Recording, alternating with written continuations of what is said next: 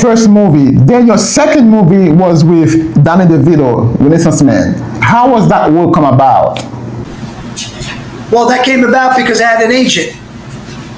Got me an audition, and then I met Penny Marshall, who was friends with Robert De Niro. They did Awakenings.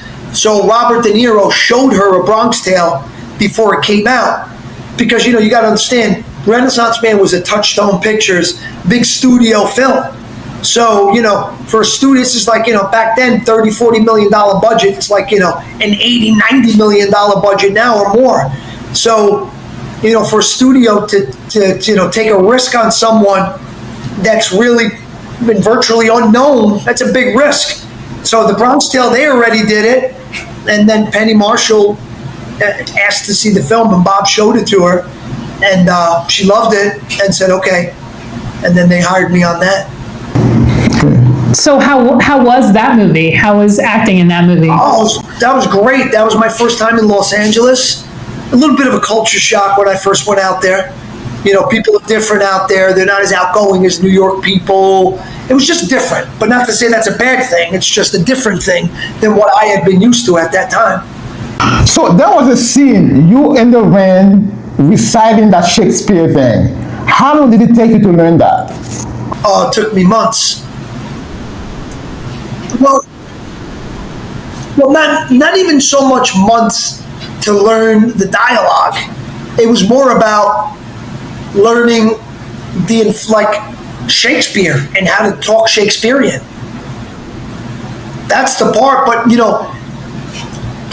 talk Shakespearean, but also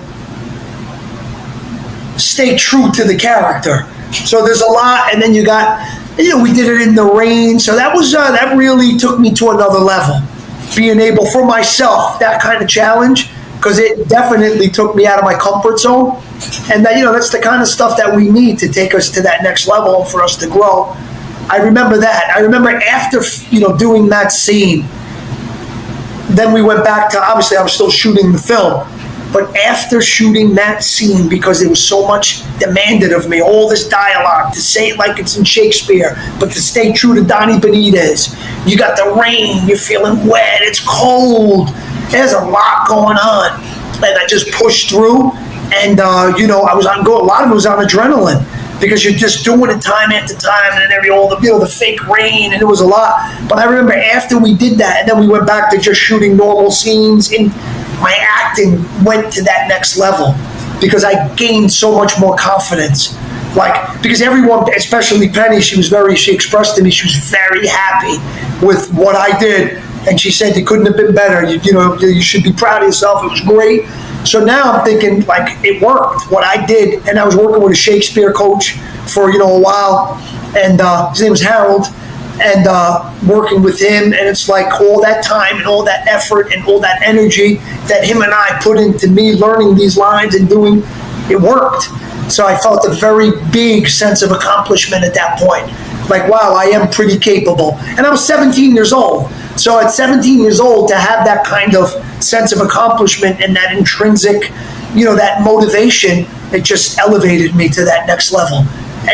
Just how when people say you got to step out of your comfort zone, that right there, I saw it happen, because I wasn't as nervous on the set after that. You know what I mean? When that camera's on you, even though you got 7 million movies, you still get a little bit nervous.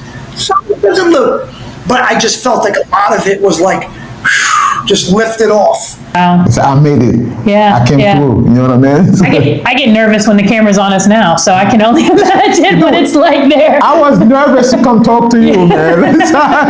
So yeah, I can imagine. Yeah. So, okay, tell me, is Danny DeVito as funny as we think he is? Oh yeah, he's great. He's a great guy. He's hilarious. Danny DeVito and I, he's not Italian. He's his last name is DeVito, but he's of Albanian ethnicity. He's an ethnic Albanian, and they're in Italy, a lot of them, and they're known as Abaresh or Gegye. He's Gegye. And I remember when I first met him, we were sitting down, and he's smaller than you're smaller than you're thinking he is. He's this little guy. So I remember I go in the room. It was not even a Renaissance man. It was some other thing. It was called Jersey. That's the name of his production company. And it was about a family on the Jersey Shore. Nick Turturro was there, a couple other guys, and we got the callback. So then we made the reading. But I remember I had to sit in the room. Everyone had to sit in the room with Danny DeVito.